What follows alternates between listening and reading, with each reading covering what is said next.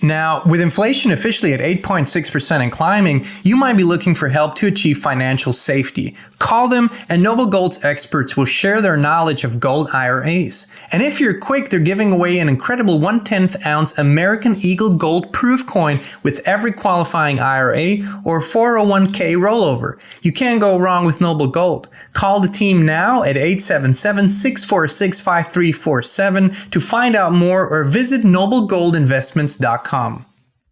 Hey, Inspired Tribe, my fellow freedom lovers. How's it going? It's Jean Nolan here. And because of popular demand, your comments, your messages, and because we enjoyed it so much, we're welcoming back Flat Earth David Weiss. Thank you so much for joining us again today. Pleasure to be back here. Love having a conversation with you.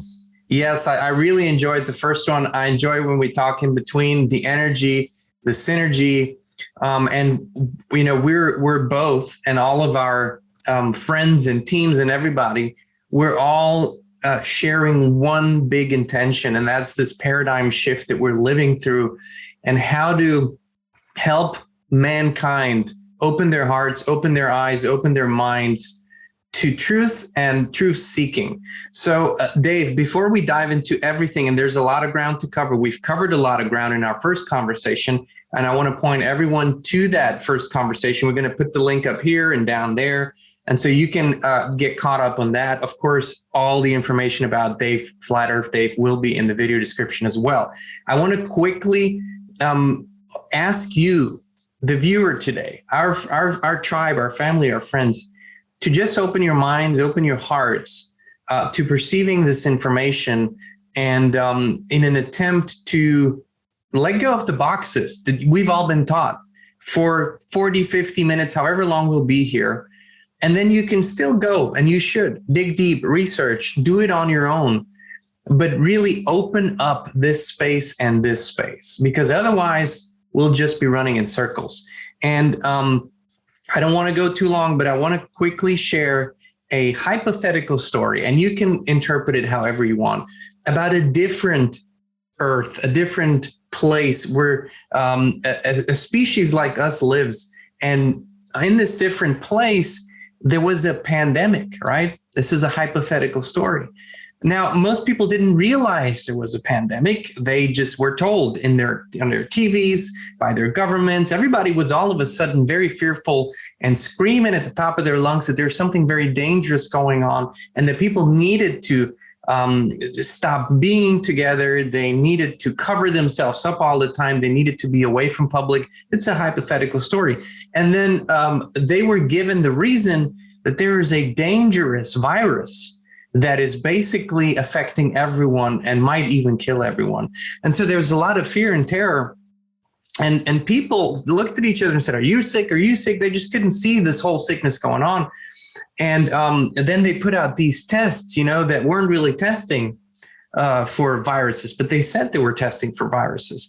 And so the whole world started fighting with each other, and they had this evidence and they had that evidence.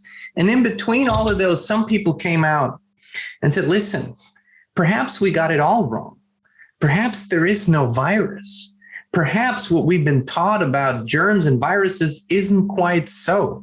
And that person said that there could be a different thing affecting people, and that what they believed to be true about germs and viruses in this hypothetical world wasn't true at all, that it was made up.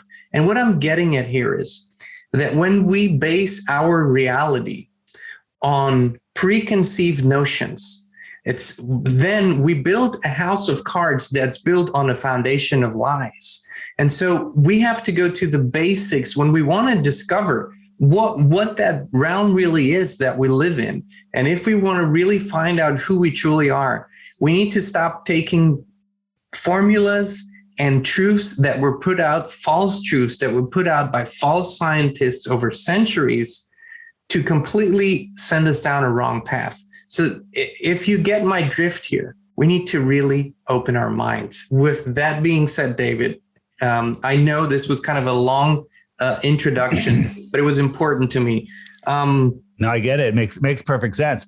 I just want to add, for those of you that are new to this topic and are absolutely freaking out right now, hang in there. And most importantly, don't believe anything I tell you. All right. I'm going to point to doors. I'm going to show you avenues where the information won't be hidden from you.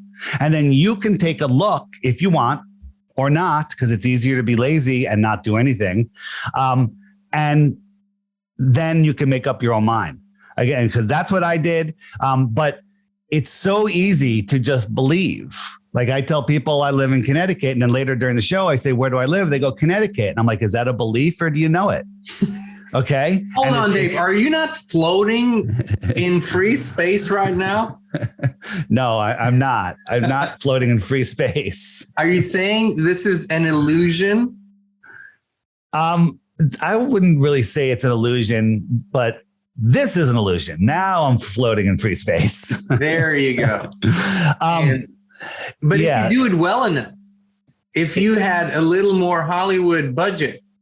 Oh, I do it better than NASA. Trust me. We can get into that. I do it better than NASA. NASA has so many mess ups. Just before we started the show, somebody sent me what was it from the NASA channel or whatever? A video. It's a half-hour video. I just started watching it on Devon Island. Okay. And how it looks exactly like Mars. And they took their team of Mars researchers there and they're like, we're going to film over here because this looks just like the canyons on Mars. And basically they're telling us that the footage that we see on Mars is from Devon Island. It's amazing. Or we maybe are on Mars. Who knows? We really don't know yet. We're really discovering. Dave, I kind of want to jump in with maybe one or two questions that we received after the first episode. And so I'm going to read this full comment here by Not Slip. Very interesting conversation. I say bring him back. We did. Lots of questions and lots of strange things going on this planet these days. Definitely true. My questions would be, living in Florida, I've seen many rocket and shuttle launches. Where are they going? They aren't fake. Also, I've looked at the other visible planets through a telescope and they appear spherical. Why should Earth be any different? Thanks. Wow.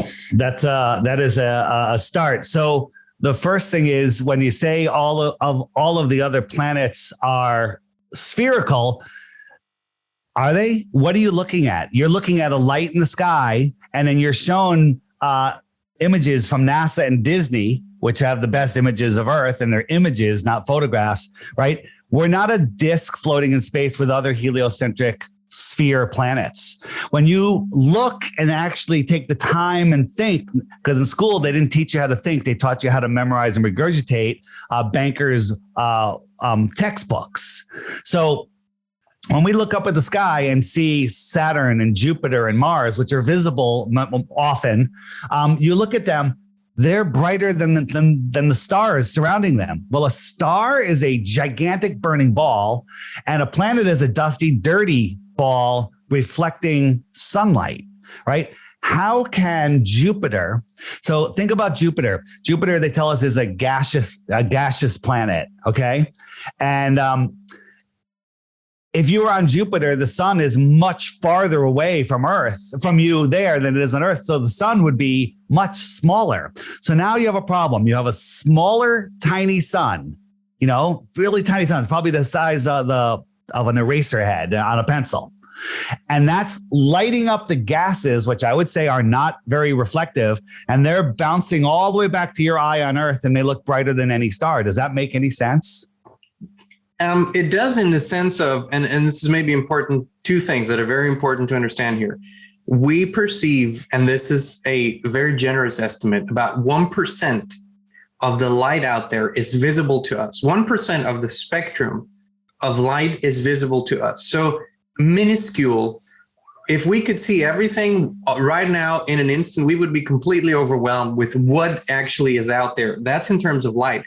But then there's another problem, is that 1% that we do perceive is we're heavily taught from a super early age how to interpret what we see. If you ask a child that hasn't been boxed in, they'll give you a very clear thing of what they see. And you might not understand what they're saying because they're not in the same box as you. They don't have a box. They just describe what they see. You and I, we've been boxed in. We've been told over and over and over again what we're looking at. If you had been taught over and over again that the grass is blue, you would walk around and you would tell the whole world that the grass is blue just because you were taught. So we need to understand perception is something very deceiving if we go by our programming here. So yeah, that is absolutely understandable for me, Dave. What about the rocket launches in Florida? What about all of the, Cape Canaveral and what's going on there? Did we go over the SpaceX rocket launch? I mean, there's a couple. You showed the basically that it's fake footage. Yes, but people are saying they live there and they see these rockets being launched with their physical eyes. Again, this could be fake, but what is your take on that? Yeah, so there's several things that happen. There's sometimes when the rocket launch happens, nothing gets launched and they just show us stuff on video and it's all fake. Sometimes it's a hologram, a projected image, and there's issues with that. Let me just pull that up real quick. So there was a rocket that was, I think it was SpaceX. Here, I call this the Tupac rocket. Here it is. And this one went up and the top half of the rocket disappeared. And if you look at this, it goes off. There's a bunch of smoke blown out of the ground. And then this thing is going up and this little flame is lifting up this, 100 tons of weight, right? Where's the thrust? But this one, when it went up, there was a little glitch and all of a sudden you'll see the top half of the rocket will disappear. Okay. And after we saw this, I think it was after we saw this one, we were looking at some, I think, Google Earth pictures of NASA's, launch pad. And we found these weird spotlights and we zoomed in on them and we were able to get it was either a name or a serial number or something. And we Googled it and we found out it's from a holographic projection company, right? What's going on here? That's one thing. All right. I don't believe there's any witnesses that would, now maybe there are witnesses on this one. Other times they launch balloons. Okay. When we look at the space shuttle, where's my shuttle? There it is. So when we look at the launch of the space shuttle, this thing makes absolutely no sense, right? This giant external tank is a balloon. It's filled with helium. NASA owns all of the helium companies in the world and is the largest consumer of helium. Okay, these people, if you Google rocket space shuttle launch, you'll get this exact video. Those people that I just showed you right here are not right next to the rocket like they make it appear. This rocket is over 10 miles away. 10 miles away, that makes it tiny. That makes it like a size of an ant. And half the time, most of the rocket is hidden behind a tree line. That's what most people are seeing. And the thing goes up. Now think about this. This is shooting out superheated thrust. If I go back, let me just go back a second. This railing right here. Have you ever seen what a tornado does to a metal fence or a tree or a telephone pole? It ties it in knots. It turns trees into splinters. And a tornado, a strong one, is like 300 mile an hour room temperature winds. Well, this is 17,000 minimum miles per hour, according to NASA, superheated thrust. And nothing happens to this. It just stays there. I mean, this should be pulverized. It should be atomized. And then to make it worse, this rocket goes up and it bends over and it goes downstream. Now, this one is a real launch because look, it has a smoke trail. Mm-hmm. They did launch something that blew out all of the smoke. Other launches sometimes don't have any smoke trails. Those aren't real. Okay. So, this is, I would assume that with, we all sat in planes or all flying. Yes, they're not launching like this. Of course, there's this speed and all that. But I would assume that it wouldn't be a technical problem today to launch anything that resembles a rocket. I think the question is, if we do that, where does it go? Well, the they go right out over the Bermuda Triangle, and then they out of sight, they crash there. That's why those areas are off limits. There's no boats there, and they crash there. And then down south, there's another place called something like Nemo's Point, where people have gone diving and they're finding all of these rocket bodies at the bottom of the ocean. Okay, so they're literally just going out and crashing. But here's one thing. Right now, this is right here. This is down range. They said it was like 35 miles, but let's round it down to 20 miles away. And when these explosive bolts go off and release the external engines, this thing is supposedly going over 17,000 miles an hour right now. So first, how are these moving sideways in the atmosphere? Because you can still tell they're in the atmosphere at 17,000 miles an hour. Does that look aerodynamic? And the other thing is, if you watch the video with sound, the second those bolts go off, you hear it at the exact same time. Well, if it was 20 miles down range, I'm rounding down. Fireworks. There was 4th of July fireworks here, maybe 2 miles away, and I could still watch it explode way before I could hear it explode. It would take 90 seconds for that sound to go 20 miles. 90 seconds. That's a minute and a half. Okay. And we're hearing it at the same time. And, the excuses the NASA, fanboys make are absolutely ridiculous. How do they explain that? They don't. The one is, you're hearing a feed from the rocket, right? The other problem is the noise that these things make is so deafening. They say, well, you can't be any closer because, it'll blow out your eardrums. But the pilots are in there talking, the people in there, and you don't hear the engines. I'm sorry. Okay. And here's the thing. I get all the inconsistencies. I totally get it. Yeah. In my app, the Flat Earth, Sun, Moon, and Zodiac Clock app, if you hit the web button and scroll down, I have a button called Rockets Are Balloons. Sit down, get a cup of tea, relax yourself, because this is going to destroy your entire childhood and belief system in space. It shows you how these rockets are mostly balloons and how they fake it. And it's really, really easy to see once you can understand, once you see it. Here's the shuttle again. It was a windy day. This thing weighs over 4 million pounds and it's blowing around like a bouncy house. Okay. Why is it blowing around like a bouncy house? And then think about this. The SR-71, this is the fastest plane we have, I think, right? It's a spy plane. You know why it's black? You know why there's no paint on it? It's a spy plane. Well, good answer. Because it heats up so much that the paint would burn off. So it's just black. And it goes Mach 3.2 or 2.3. I'm dyslexic. Let's just say 3.2.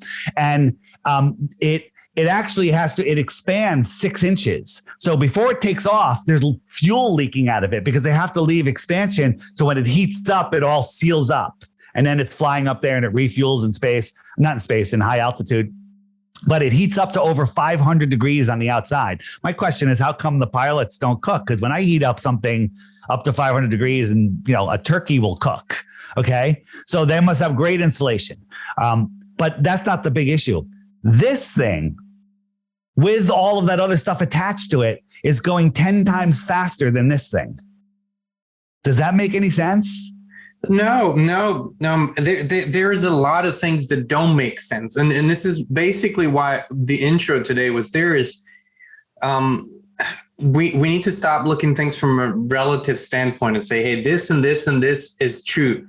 I don't think we know what gravity it really is. I think we're starting to realize what it isn't, for example.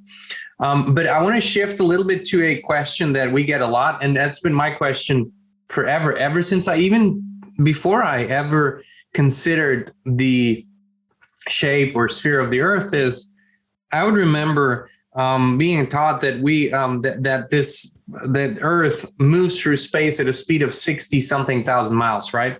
Per hour. 66,600 to be exact. Well, yeah, interesting number too. But so we shoot through space 66,600 miles per hour, right? all the time, all day, every day. That's our speed through space. Yet when I go out at night, every night, like clockwork, I see the same star constellations right in the same place. And I mean, people have tried to explain this to me with mainstream science. I still don't understand it. Can you help me understand why I see what I see, even though we're apparently moving like crazy through space? Yeah, so supposedly we're moving 66,000 miles an hour in an elliptical orbit around the sun, chasing the sun at 500,000 miles per hour, while spinning at 1,000 miles per hour at the equator. But you go out, and I encourage everybody, go out tonight at a certain time, take a certain spot, take a picture of the sky, and then a year later, same night, same time, go out and take the same picture and compare the stars. Every star will be in the exact same position. Okay, but if you go out a year later, mainstream science will tell you we've come around to the same place. Take the picture in 2 months. But that'll be at a different time, though, because the stars shift throughout the year. But still, they don't shift enough. But we're traveling 4.5 billion miles every year. Go out, in 10 years, 20 years, 50 years, 100 years, they're still the same. The stars should never stay the same. But here's another thing. Here's the thing. Imagine you get a long pipe, a 5-foot long pipe, just, with a hole about that big. And you look through it and you try to look at a star or even just a distant object on the earth, right? It's really hard to hold that steady, right? The tiniest movement will move it. Like we did a laser experiment across a lake, and they're going like 26 miles, and they're trying to move the laser, and the tiniest fraction of a move of the laser, which you can barely perceive if you're on the laser side, moves it a mile on the other side. The tiniest little movement, right? So you're familiar with the Georgia Guidestones, right? Yes. So the Georgia Guidestones have a little hole right in the middle here. It's like that pipe. And if you look through it, Polaris is there. Since it was built, it's still there today. Right? The globalists, the heliocentrists have two stories, conflicting stories, but both of them fail because of this flat earth proof right here. One is there's also a channel in the Great Pyramid that points at the North Star. And we're told, though, when they were built, it pointed at a different star, but we just happen to live at a time now where it points at this North Star, that our North Star is always moving. Well, if that's true, then, in 4,000 years from now or 400 years, whatever, we'll have a new North Star. This should have moved out of this hole, in the 40 years that it's been up. A half a degree, put it way out, but it should be at least a degree out, but it's still there. It hasn't moved. It hasn't moved at all. That's impossible. We're spinning, we're orbiting, we're rocketing through space, and it's never moved. Just let that sink in, people. And once you realize that we're not moving, and neither is the North Star from its position, then you have a lot to unwind. I think if we try to use common sense in terms of, and as I said, this is very deceiving, but in terms of observational, perceptional logic, no one would come up. You would have to take a team of people together and sit for a long time to come up with all these spinning numbers, with all these, this is a whole constructed story that no one could really observe like you would observe nature. And so I do believe you are onto something. I don't know exactly at this point what it is that we're living on, other than it's a living thing. That's important. I understand that. I believe it is a living organism. It is, we're part of it, and it is part of us. That I do know. But I want to ask you, Dave, because when you go into deep research like you have, and you've talked about this, you were on the opposite end. You were like, leave me alone with this flat earth stuff. We all were. I don't even look at this crap. Now, I was never like this out. I just, different things at different times, probably. But the interesting thing is that we were taught, like I was taught in school, that this discussion has been settled a long time ago, right? It's been hundreds of years. Some people were burned. Some people were banished. Some people were fought really hard, but then the church, as the authoritarian body at that time, finally came to understand, okay, Earth is a globe and it spins and blah, blah, blah. And it's not the previously model that they had. But interestingly enough, there's living people today who went to school in the 30s or 40s or 50s of the last century that tell us, and those, I'm not talking hardcore Christian private schools, I'm talking about public schools, and they were taught that the earth is flat. What can you say to that? What can you say to the historic perspective of this debate? So I interviewed a woman in 2020. She was 102 years old, named Ruth, and she was very lucid. And I was interviewing her about the World's Fairs because she had been to the World's Fairs, and I was fascinated with the story behind the World's Fairs. And during the interview, her memory was so good. I asked her, what did they teach her about the Earth? I said it that way. I didn't say flat Earth. I said, what did they teach about the Earth in school, in science? And she said, they taught me the Earth was flat. And so I immediately got out the camera, started recording the interview, and she was blown away. She's like, and I was like, well, then they changed it later. And I just had to believe them, but it never made sense to me. And when I told her that it is true and that we're at the center of creation and the creator is right here, that this place was made for us, she broke down in tears. As it went, the video went viral. It's in my movie by Hibbler Productions called The Next Level. I encourage people, if you really want to, start getting into it, that is a great movie to start with. It just came out on Flat Earth Day this year, which is April something. We've taken over Flat Earth Day. It's Flat Earth Day now, just so you know. And so that was it. So in the 1920s, they were still teaching it. But then I was in Mexico just this year, and we met a guy who's was in, how old is he? He's up there, but he said in the late 50s, he was taught flat Earth and globe Earth in science here in America. It was either here in America or in Canada, in public schools. They were teaching both of them. And then all of a sudden, the textbooks were taken over by the Rockefellers, the bankers that don't want you to teach you how to become a banker. They want to teach you how to become a banking customer. And they removed flat Earth like it never existed. And it's really easy to remove something and then everybody forgets about it. Like I predict in 10 years, Building 7 will not have existed in New York City. Well, and I think we touched on this. This is the danger of blockchain taking everything over. There's a decentralized aspect to this. I think we touched on, but the other danger is that once the authorities over information and education inserted into the blockchain, this technology, it is very, very difficult to alter or change it or change it back because of the computing power that it takes. So this is their goal is really, that's why you see that certain things are not even the controversy of certain things is discussed anymore in the mainstream, because they want to remove even the perception that there was a controversy. There's one story and that story should be inserted. Like you say, Building 7. And I think there's other things like world events, elections around the world where they might want to have just one perception of things inserted. But let's go back a little further. What do, generally speaking, I mean, we can't speak for everyone, but generally speaking, I mean, you look at scripture and you have the firmament and you have, I don't think that from scripture you can derive the current view of the earth in any way, shape, or form. It's completely disconnected. Scripture talks about a firmament. Science talks about the globe in a completely different picture. What about other cultures removed from Christianity or the Christian traditions? What do they say in the indigenous cultures? They were all flat earth cultures. They were all flat earth religions.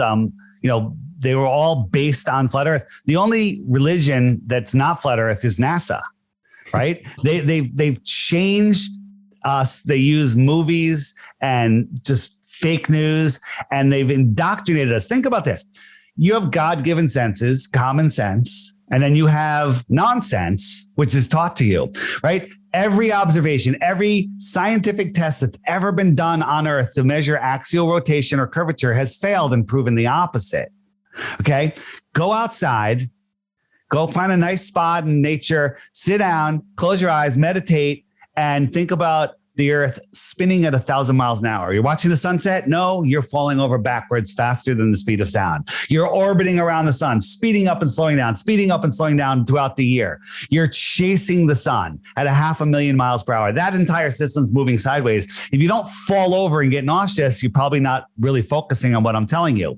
Now shake that off, get a glass of water, sit down again and say, I'm sitting on the foundation of the earth. It's a level playing field. It will not move. It cannot move. The heavens are turning above me, whatever they are. They're here. And you're at the center of creation and you're safe. There's no asteroid that's going to come and hit you. We're not running out of food. We're not running out of water. We're not running out of fuel, right?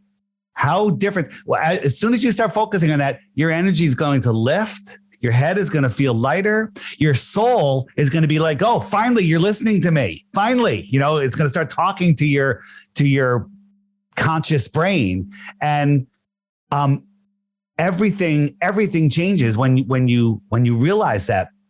I don't believe, I believe that depression and boredom and all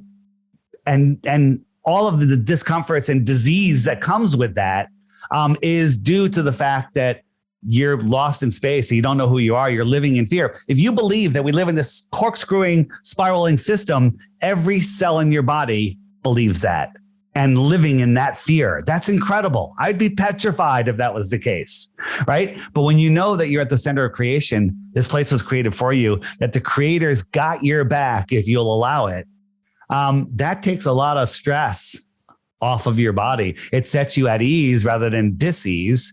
And, then things thrive. You take the flat earth community, which is growing exponentially. All of these people are awake and aware. They've unplugged from the heliocentric matrix, right? The matrix is a prison for your mind. And they've expanded their thoughts infinitely. I said that last time. Your thoughts have no limitations. And they're trying to put a limitation on our thoughts because our thoughts create our reality. I want to say something to that, and this has been on my mind for the past few days because I see something that has, what we all are. To me, we're all a consciousness expanding community, right? And so we come at it from different angles, connect the dots, but we all belong to the same tribe of mankind that is truth seeking rather than just accepting a version of the story. One thing that is perhaps so important to understand is that for centuries and millennia, if you will, there's been a war waged against mankind on all levels. Now, because we haven't been aware of it, it's so hard to wrap your mind around it, but everything that defines society, defines life as we live it together, has been turned upside down. The truth has been turned upside down, has been completely convoluted. So when you take, and it doesn't matter if it's food, if it's water, everything is being used against us. So we can't, like Dave which is so important, connect to our souls and actually get real guidance. This is really the key here. And this has been going on for so long that I believe when people finally begin to realize these things, oftentimes they just want to zone out because it's horrific to think that it's that way. But that's not the way to go, because once you step into it, own the truth that that's the case, you begin to really feel your true power. And that's what we need to get at here. This is why this is so important. And Dave, I want to ask you if you, I think our structures will change, right? I don't think we will have this monolithic power structure on this plane for very much longer.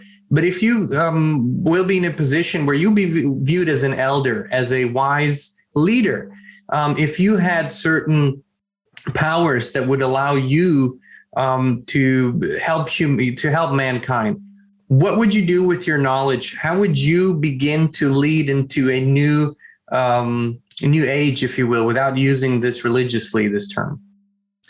That's a great question. And my answer would be I would get rid of all laws except natural law.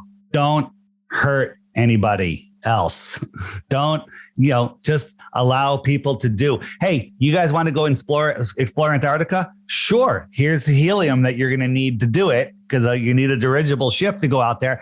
And think of how fast our knowledge would expand, right? We if we can discover that there's more land out there, that would be amazing. I'm not saying there is or there isn't. I believe there is, but we don't have the right to go explore out there. So that's the number one thing I would do. Just get rid of all of the nonsense. You need a permit to go fish in the ocean. I'm sorry, go fish, feed your family. This world is made here to support us, right? I believe that this earth, and this David Avocado Wolf talks about this, where the earth has an immune system and it's constantly replenishing itself. It needs more fish. It makes more fish, right? And it drops them. It literally teleports them out of the sky. And sometimes our weather control interferes with them and they land in the middle of a town. But that's an interesting concept. And with the trucking and issues we have with supply chains and the food. I'm getting lots of reports from people that are gardening this year saying their potatoes are growing twice as fast. Maybe the earth knows that we need more potatoes soon. Our garden we're living through the driest, hottest period that we've seen here in a long time. Our garden thrives. Our tomatoes thrive. Our plants thrive more than they ever have. Yeah, so that's interesting. I believe that the biggest conspiracy of all is the earth is thriving, contriving, or striving, is that the word, to fulfill all of our thoughts and needs. They're not going to let us starve to death. There's so much food surrounding us. People have no idea. You stick a seed in the ground. I always say, and then water, amazing, falls from the sky and food grows out of the ground. I mean, that's like a crazy story. That's almost as crazy as, we're spinning through an infinite space vacuum. I don't know if that's a good analogy, but it's, basically I would just open up exploration. I would open up new ideas. Schools, colleges, lots of religious centers would have to close down on their own. I mean, I think people would just leave them and look for new information, allow people to set up new schools. And hey, if you don't have to go to public school, go to the school, the learning area of what you're fascinated with. The story of there was a guy that made a car that runs on water. Well, that was quickly shut down. Well, imagine if that wasn't shut down, and then other people that think that way, let's look at this together. You know what? We can make it run on air. We can make it run on less water. We can make this bigger. We can, all of the innovations that would happen, it would be incredible. But all of that by government, by division is being stifled. All of that is being stifled. Our creativity is what creates the world. We are creators with our creativity, but that's being stifled. You go ahead. No. I just wanted to jump in here because you earlier you said the World's Fairs, and this was a huge thing right back in the day. People don't understand it. These were the huge shows where creators, like you just described, that actually came and showed what they were coming up with. But this was shut down pretty fast at a certain point. And what you just said about how creation, co-creation, synergies coming together, actually allowing for a free flow of creativity. What did your research on that show you, and why were the fairs shut down? Let me answer that in 1 second. Just back to the religions, the ancient cultures. We have the astrolabe, which is a flat Earth tool. It shows us where the stars are. It works to this very day. And are you familiar with the Antikythera mechanism? No. So off of the coast of Greece, the island of Antikythera, they found a fossil that had this weird gear in it, and it's like thousands of years old. And then they X-rayed it and they MRI'd it and they reconstructed it. And it is a device that shows you where some of the planets are, the sun and the moon, all the phases of the moon, and when the eclipses happen. And it shows you that the eclipses happen in a cycle every 18 years. There's 2 different eclipse cycles, like about every 18 years. Well, in a heliocentric beehive, there is no cycle, right? The 3-body problem, they can't even predict where 3 bodies are going to go, let alone trillions. But this thing works to this very day, and it's thousands of years old. So What did they know before? I say anything older than 100 years ago, unless you know someone that's alive that still has their senses, you don't know. I think it's all a bunch of malarkey. And even many of the historical men that they show us, I don't know if these guys even existed, right? They're all Freemasons, supposedly. And they're all stories, Copernicus got some grounded glass and put it in a tube and made a telescope and could see details on Mars that we can't see today with our advanced optics. That's a cool story, right? Cool story, but that's about it. All right. So your question was, what was your question? Sorry, bring it back. Well, now there's another. I won't forget it. It's about the World Fairs and yes. that. But this is an interesting discussion that I'm having now with more and more guests that come on the channel. And Max Egan is a really great example of that, because he's been a deep researcher for many, many years. And basically, we all come to the same conclusion. If you go long enough, deep enough, dig deep enough, you will realize that what Dave just said is outside of lived memory. Our history appears to be completely fabricated. Even timelines, what we think is millennia was maybe just the truth is that even our current calculation of time could be off by hundreds of years. They say after, the world, after Christ, it's 2022, when there's, people that come out and say, well, it's more like 14 something. Maybe even that isn't true. But if you look at one thing I encourage everyone to do, and it ties to this whole picture, is go and study architecture that was there before 100 years ago. The buildings, the statues, go and look at churches, go and look at the hugeness of certain elements. How were they made? Who made them? Where were the factories that made them? Where did they get the materials from? How would they transport them? Then ask yourself, why is every single building that was built in that era so tall? Ceilings are so high, doorways are so high. Go and ask yourself, how does this architecture fit into anything from our era? You will notice that you will find architecture in North American cities that are, apparently not older than a few hundred years, but you will find architecture that is completely disconnected from everything else in North America. It's like the story that we've been told about, and that's why we feel so depressed, I think, as a society, why we're so out of whack, because we're out of whack with truth. And this is way deeper than just arguing. And although it's a big thing, arguing about, the curvature or non-curvature, this ties to everything. That's why this is a much deeper discussion. But yeah, the question there was whether you want to jump on the history or on the World Fairs, whatever floats your boat, Dave. The World's Fairs, the stories behind them, the San Francisco World's Fair, the Philadelphia World's Fair are incredible. I mean, millions of people show up in horses and wagons. How did they get there? There were no bridges in San Francisco, and at these World's Fairs, you have incubator babies that you can get. You can pick up an incubator baby. That goes back to the Earth's immune system. Maybe it was a way after the reset of restocking the Earth with babies. Maybe these babies came from the outer world. Babies came from the outer worlds. Who knows? But all the stories of these fairs, these incredible buildings that we couldn't build today, and then they tear them down afterwards. When I was growing up, the Bronx here in New York was a mess. I'm like, what happened? What happened to the Bronx? And no one even questions it. In the 1940s and 50s, did it get destroyed? Was it built in the 20s? What was it?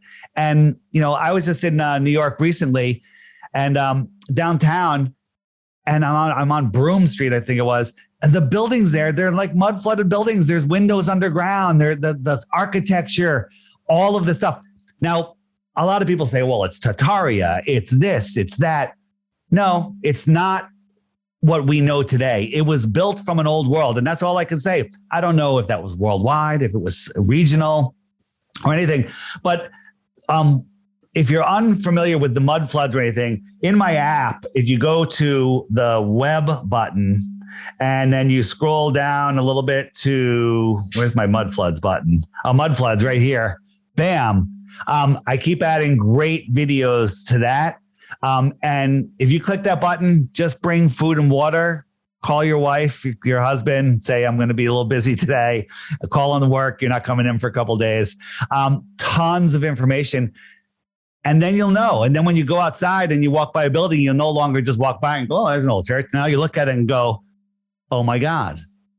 Oh my God. And then you'll walk around it for an hour like a crazy person. And people are like, what are you doing here? I'm like, I'm looking at your church. And then you get into the organs. Have you done any research on the great organs? Well, you know what? Run us through it, Dave. These churches, a lot of people theorize that they were healing centers with sound and these great organs that, many of them have been decommissioned or they're rarely played, fill the church with a resonance. We are frequency beings, as you said earlier. And maybe they're using that as a healing modality. I don't know, but were these built as religious churches or were they taken over and they put religions in them? Hey, a little Muslim here, a little Christian here, a little, Buddha here.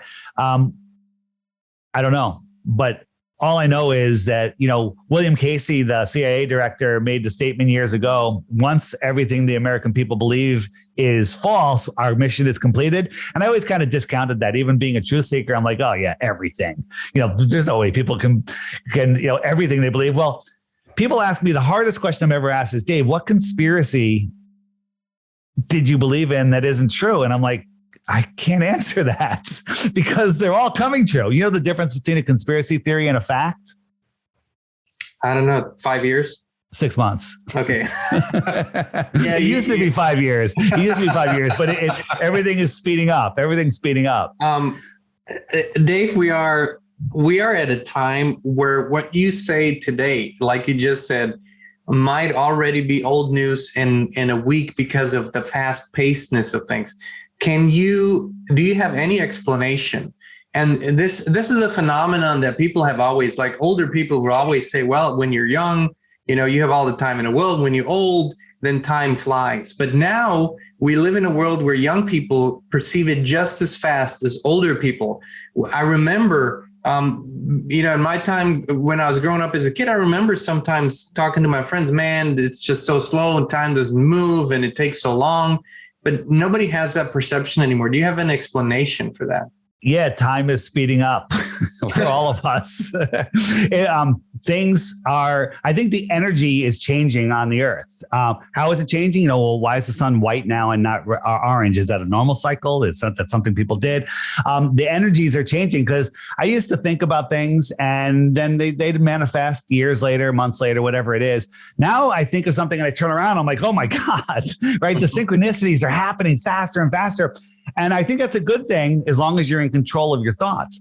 I think that the world is waking up. And if things manifested instantly, we'd probably all be dead because people think crazy things and all these crazy things would manifest. I think the earth knows, hey, these people are spiritually waking up. They're getting their acts together. Let's allow things to manifest a little faster. When I first heard about flat earth and I couldn't debunk anything, I threw out the thing that everyone throws out when you say, what about chips over the horizon? I show you how that works. What about sticks and shadows with Aristophanes? I show you how that works. What about seasons? You're like, oh my God. Then you just throw up your hands and go, what difference does it make? I still have to go to work, right? I said the same thing. Okay. I don't have to go to work. Now, does that mean I don't work? No, I work my butt off. I work more than I've ever worked before, but I do what I love, right? Do what you love and you'll never work a day in your life. Okay. My whole life changed. I lived, in a wealthy area, Fairfield County on the East Coast. It's the Beverly Hills side of the country, other side of the country. And I went to college and I went to work in a corporation. I left the corporation, started my own company, successful. I did everything that we're supposed to do. I got it. I had it all. And then I walked away from it all to talk to people like you and everybody else, because I saw a problem with this world. And, I think we could be going into a very, very dark time if people don't wake up. But I think that we can change the course daily, with what we do. One thing I keep forgetting to talk about, we're talking about the Georgia Guidestones a minute ago. As the time of this recording today, it happened last night, I think at 4 a.m. Somebody set off a bomb at the Georgia Guidestones and destroyed some of them. Is this confirmed? So I first heard it, I'm like, fake news, because I Googled it and no news, last 24 hours, nothing. And I just before we started saw an Atlanta, Georgia television station reporting on it. So, okay, because the interesting thing is we were scheduled actually to travel through Georgia and then on to North Carolina, and we couldn't. And part of it was we were going to go to the Guidestones, film a little bit, because we heard that if you're there for a period of time, the sheriff or someone will show up, and we just wanted to see what's going to happen. Interesting. So we're going to have to dig a little deeper on that too. But one thing, Dave, I wanted to ask you, because if I remember correctly, you went through a very similar story a lot of people went through. And that is something that we've noticed, because I was never fully programmed. I've been programmed certainly partially, but never fully in terms of believing that the world is what they say it is. And I'm not talking about the shape or sphere right now. I'm talking about who runs it, what controls what. I never believed that. I could always see the hidden hand. But one thing that's very interesting, 10, 15 years ago, you had people that came from various conspiracy fields, right? And they would come together and talk, and this about banking, and this about politics, this about secret societies, this about that. And some of them had some sort of belief in a higher power, but a lot of them didn't. It was just simply a very, we're just going to look into this. What I noticed today more than ever is how, no matter what angle people look at it from, everybody for some reason seems to have found their connection with the Creator again. This has been infused in this community, if you will, over the past years. It's beautiful to see, but it's also your story. I believe you told me you were pretty much an atheist, right? I never labeled myself an atheist. I was brought up in a very lightly Jewish family where we went to synagogue, I don't know, not every week, on holidays, and that was it. And I just never bought it. I never liked it. I never did anything. I didn't even get bar mitzvah when I was 13, but I ended up getting bar mitzvah when I was 16 because my father got remarried to a very Jewish woman, and she's like, "Oh my God, he's not bar mitzvah." And so I did it just for the ritual, just to be a good guy, just so there wouldn't be any tension. And then I looked into other religions, the Catholic religion or Christian. Buddha, I looked into it all, and I'm like, it's all good. So I just consider myself a spiritual person, and I believed in evolution and the Big Bang, and all of that was my belief system. But then when I was looking into flat Earth, and I understood, wow, we're not on a big ball. Well, there's no Big Bang. Without the Big Bang, there's no random Earth creation, and which makes no sense when you finally look at it. And I realized that there is a creator. This world is created. Now, maybe we're all the creator, whatever. I don't tell anyone who the creator is. There's a creator, period. The rest is your own journey. And anyone that tells you you're going to hell if you don't do this specific set of things, that's their problem. Don't make it your problem. Find the creator, have that relationship with the creator. And that's where I go. Some Christians like, Dave, I like what you're saying. And other ones like, oh my God, you're going to hell until you do this. I don't buy any of that. I'm doing what I feel is the Creator's work, and the amount of synchronicities and things that happen. For example, I'm not an app developer. Right. I've made this app, which is helping so many people. There's people having babies already because of this app, right? People are meeting other people. People are finding other support people around them. They're making new friends. It's incredible what the app is doing. And then it's waking people up to, it's taking them out of the matrix. When you wake up to flat Earth, the shape doesn't matter. Flat's not a shape. It's unplugging from the heliocentric matrix. The heliocentric matrix is fear, it's lack, it's limiting your thoughts. When you unplug from it, you now are no longer afraid of most things there are to be afraid of. Well, that's a great step. And now you see the world for what it is. And you said either today or last time that you're never bored even before you learned about flat Earth. But that's because you were using your mind properly and exploring this world. We're here in this training ground. This is a school. This is the way I look at it. We're in a school to discover and expand the mind of the creator, the collective mind. Okay. And if you're not doing that, you're really wasting your time here. Right. I couldn't agree more. Yeah. And it's so fascinating. Like if days were 48 hours long and I only had to sleep for 3 hours, I still wouldn't have enough time. Right. Exactly. And this is, I think, our dear friend, yesterday we had a conversation and we talked to him on the phone. He's up in Canada, and we talked about how these synchronicities currently are happening and how full downloads are coming. And download is just a word of instantaneous ideas that have a shape and a form where you don't need to sit for days and think about it. It comes as a complete thing. You see the path, you can walk it, you can do it. It's like the blueprint is already here. You just have to do it. This is coming more and more through in shorter periods of time. And so we just talked about this, and he said, beautifully. I mean, he just said in very simple terms, he said, there's a network of people and they are invisibly connected like we all are, right? But so we are all connected, and we all bring to this network what we can bring with the least amount of effort, with the greatest efficacy. And so you, us, everybody, we're connected. And so together we carry this energy and enhance it, connect it, bring new information into it, spread it. It's a network that's built by something that is far beyond our current understanding, because it is perfect. It never fails. It is synchronistic. It feels amazing. And what I think you're doing, Dave, is living your purpose. And I think that's feelable to everybody who ever watches or listens to you. I think if you watch and listen to us, it's the same thing. We're living our purpose every day.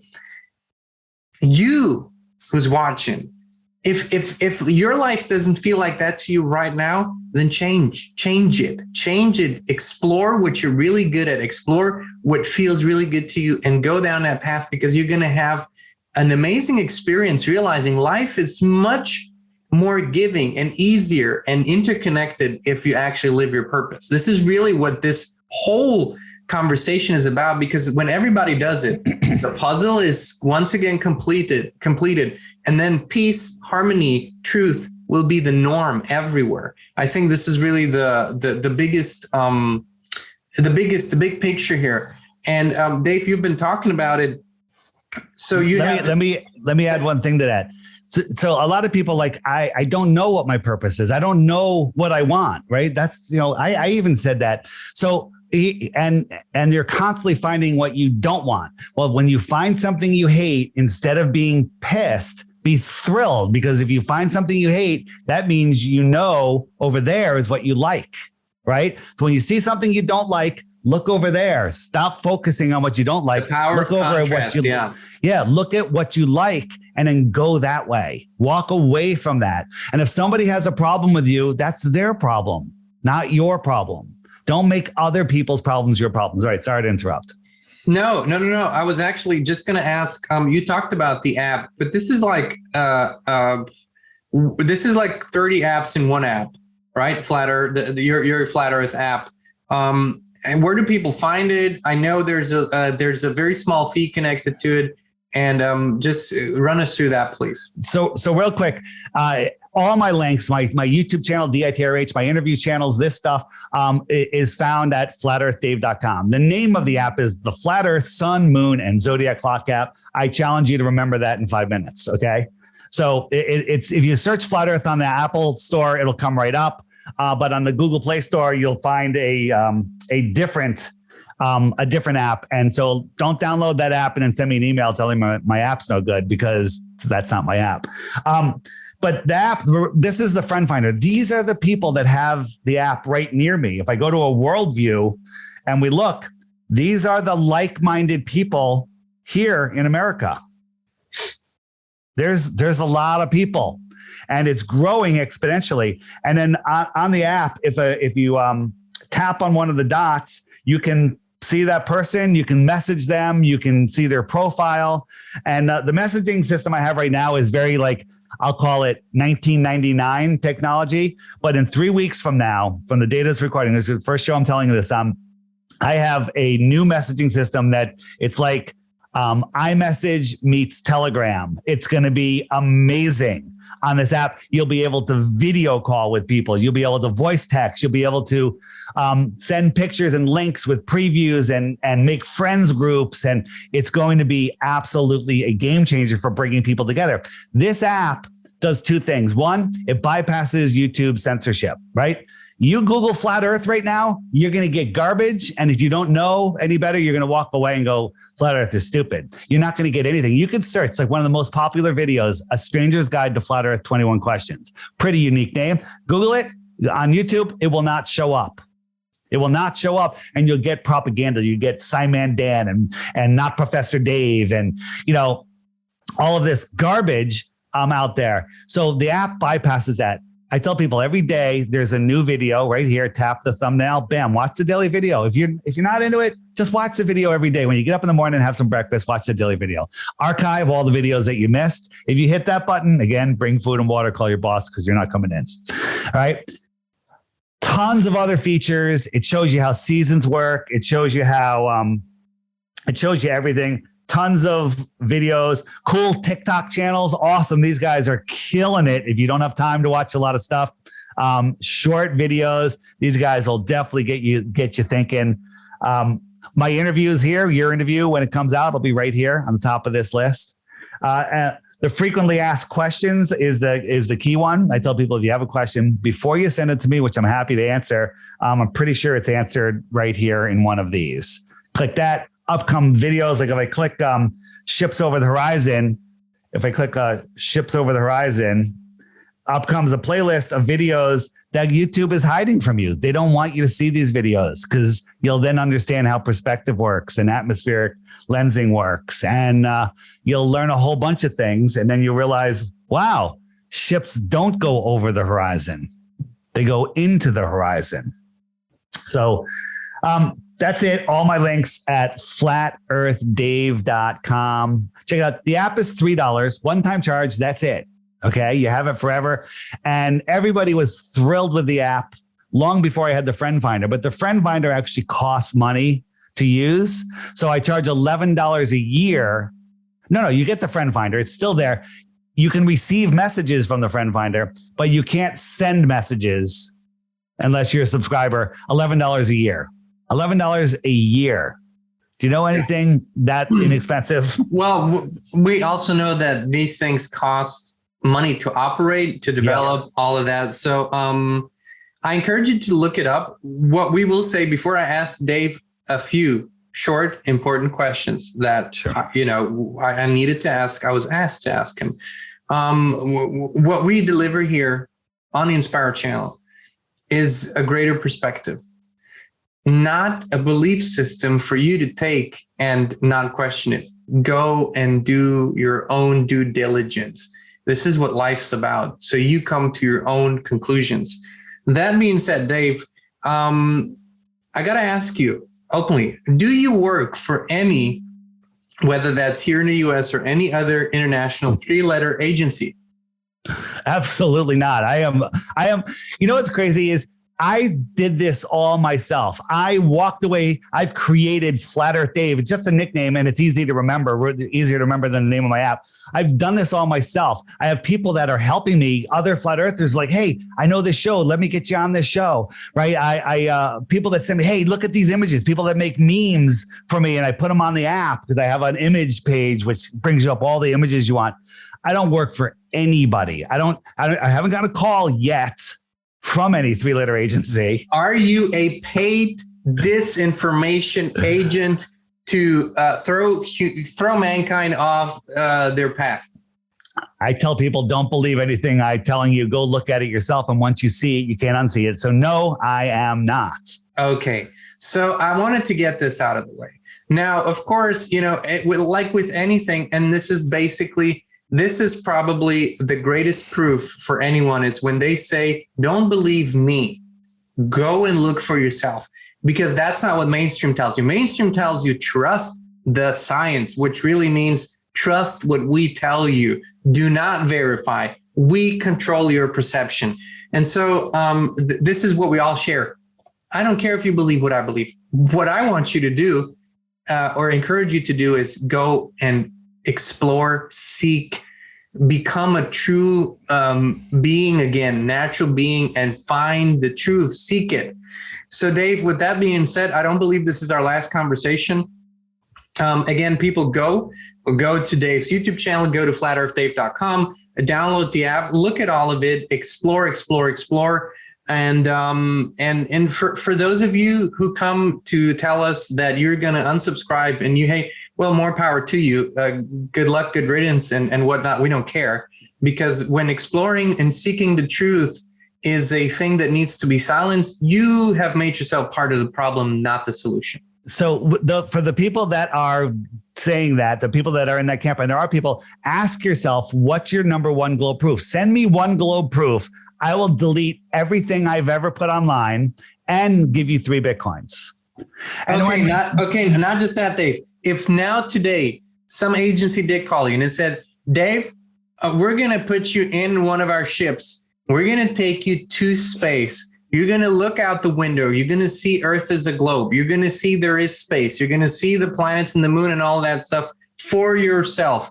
Would you actually step off of the current belief system you're on, or knowledge system? Well, so you're asking an impossible question, because I don't believe that rockets exist. You'd have to prove to me that rockets exist. Now, there are people that are like, well, I've been to space. I'm like, well, my cousin or so-and-so worked for NASA, whatever, went to space. He went up on a parabolic flight where he got 40 seconds of weightlessness. That's not space. That's a parabolic flight. If you look at Richard Branson's thing, that's all it was. It was a parabolic flight. And Jeff Bezos with throwing up William Shatner up there, they say they got 4.5 minutes of weightlessness, but they can only show us 5 seconds. Okay. It's all a Hollywood studio shot. Now, there are people that claim that they've been abducted, they've been to other planets. Well, what if the world was set up like this, John? Right? We live here. This is our pond. The shoreline is Antarctica. And out here are other worlds right here across the flat plane. Totally believable for me. I can't say this is or is not the truth, but this has it invokes a beautiful feeling to look at it. And it's scientifically possible. Outer space is scientifically impossible. Burning balls of gas in a vacuum, impossible. Gravity, holding everything and repeating everything, including eclipses and cycles, impossible.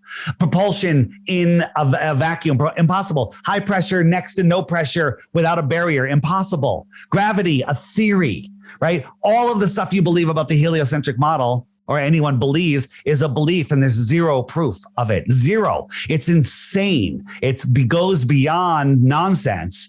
But when you look at a flat plane, large bodies of water need a container. Antarctica is the highest land on Earth. Well, that's the container that surrounds our world. Okay. And, in Antarctica, they say you can see the penguins. Well, the penguins also live here in Australia, here in Santiago, and here in South Africa. Okay. So they tell us that these penguins can travel up to like 500 miles or 500 or 600 miles. Well, that makes sense right here from this little journey, but it doesn't make sense here because these are much farther. But if you look at a flat Earth map, if you will, this is an old map, and it might be a little bit hard to see. Well, here's this little Drake's Passage. Here is South Africa, much closer. And here is southern Australia, much closer to Antarctica. Then the migratory paths of the penguins make some more sense. So what's beyond the shoreline of Antarctica? We want the right to go explore. So when I am emperor, as you say, I will make anybody that wants to go, and I'll give them the resources to go and expand expand human consciousness and ingenuity. Just that's it. I'm calling on you, billionaires, multimillionaires, powerful people with friends in high places. Listen, fund an exploration to Antarctica. Fund the thing. Help someone like Dave with a crew to go and explore this and see if A, you can make it happen. And if B, if we can make it happen, if we can either debunk or prove whatever it is. But here's the call. Let's do this. This could change the course of mankind like that. I'm calling on you who's watching. If you have the means, reach out to us, reach out to Dave, fund it and see if it works. My contact is at flatearthdave.com. Book Flat Earth Dave. Click that. We start the conversation, and we can go from there. But this is the United Nations building. I think it's in Africa. Flat Earth map. They're showing us some weird stuff there. But the outer world, Antarctica, is guarded by military bases, 7 or 8 of them spread all the way around on these islands. And they're not going to just let us do it. They're not going to just let us go there. Whoever funds it, that's going to be a tough one. But I have a proof, which is a little technical, but it's pretty easy to follow. Gyroscopes hold rigidity in space. And if you had a gyro perpendicular on a 3-axis gimbal, and you took off in a plane on the equator or south of the equator and just went straight east or straight west, and they have the gyro lined up with your direction, and then use the gyro to prove that you're going in a straight line, well, east and west would curve off to the right, when in reality, they should curve off to the left if we're on a ball. And that would prove beyond a shadow of a doubt that the Earth is not a globe. That's easy. We just need a plane. We need some gyros. We need some people. We need some cameras. We can do that for probably pretty cheap, but we need resources to do something like that. But that is a proof that cannot be denied. It can be denied like, oh, you didn't do it right. You didn't do this. But I think it can be proven that we did it right. Okay. So here's another challenge. But I am, Dave, do you commit? With everything that you've done, do you commit if somebody would come and say, I'm willing to commit the resources to at least put an expedition together, to at least begin conversations and do it out in the open, publicize the conversations. Why are they guarding it off so heavily? Why can't you go through there? Why can't you get a permit to discover? Would you be committed to being part of such an exploration?